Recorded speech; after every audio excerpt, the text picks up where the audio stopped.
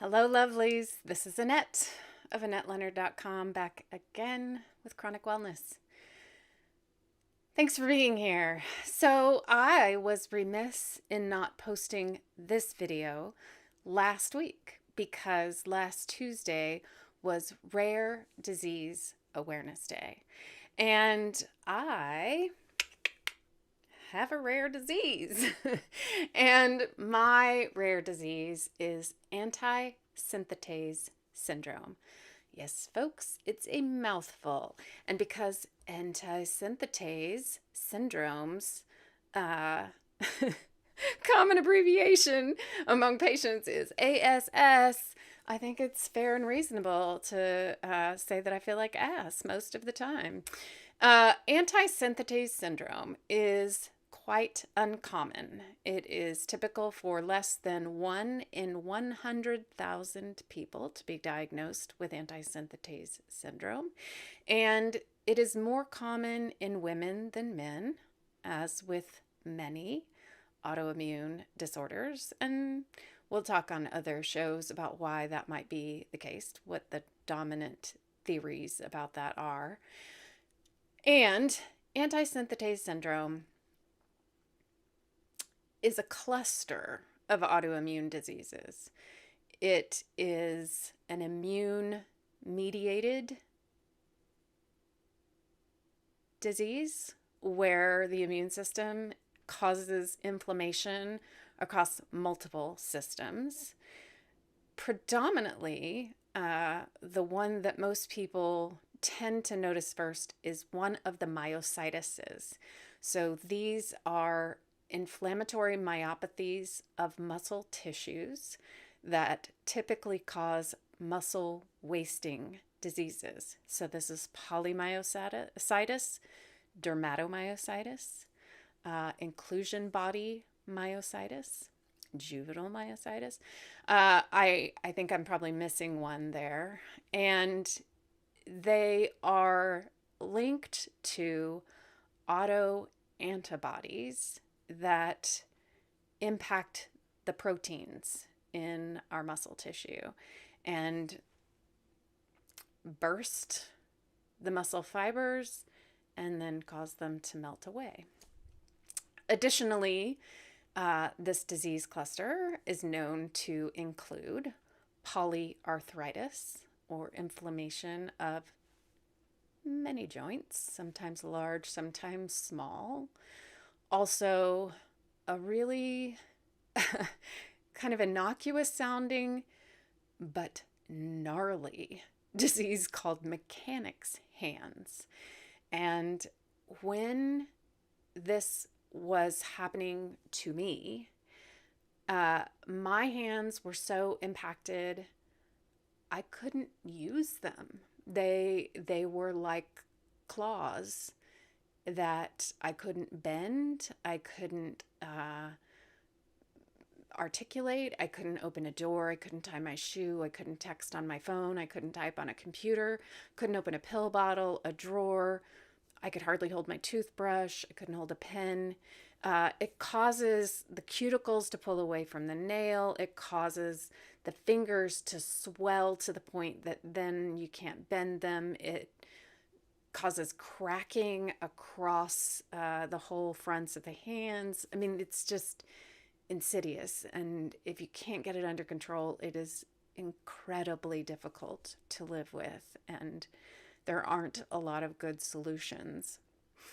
Additionally, in many patients, Renaud's syndrome is a known member of this pack, which is particular cold sensitivity. It's some kind of dysfunction of the circulatory system so that your extremities don't get circulation in the cold. And so your hands can turn any number of fun colors from red to blue or purple, sometimes white, and are almost always freezing cold.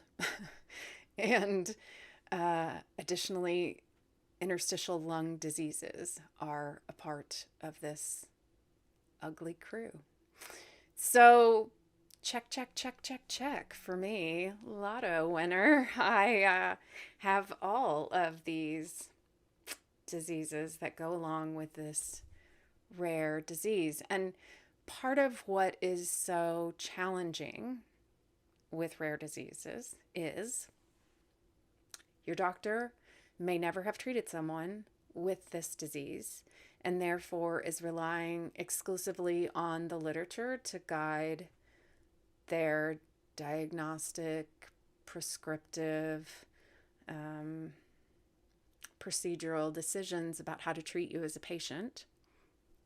And insurance companies are never going to say, let's make a drug for them. And not even so much that I want drugs, but we are usually small enough patient groups that it's not profitable for us to be studied in large quantities. So yes, there are small university studies. There are some research fellows who maybe have been impacted by the disease or had a family member or have taken up a particular area of research out of curiosity. Maybe they're studying one of our autoantibodies or one of the proteins that's causing this to happen, but it means that research for our disease forms and therefore advancing the field and learning more about how to treat, what the prognosis, life expectancy, how to increase quality of life for those of us with these rare diseases is increasingly difficult. So, Rare Disease Day is established to bring more awareness, is established to get those of us with rare disease and those of us who you know and love talking about these issues so that you can learn about antisynthetase syndrome and maybe down the road you'll talk to somebody else who has it and you'll say, oh, I've heard of that. I know a few things. How are you treating it? What has happened in your life because of it? Do you have the lung impacts? Did you have mechanic hands?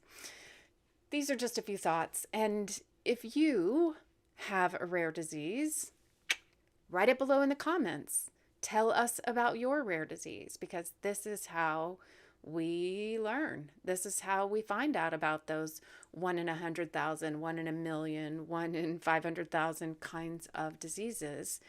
Because if I'm not meeting you in my everyday life, which people, I'm not going out in the world, I'm not meeting you in my everyday life unless you're sounding off here, then we're not learning about what is impacting you in a very real way on an everyday basis. So sound off, tell us about it, and share and like this video with, like this video and share it with others so that we can ripple out and broaden the circle of folks who know about rare disease today, know about this rare disease, and we can learn about your rare disease. Thanks so much for watching. I'm so glad you're here. And as ever, until we're together again, be well.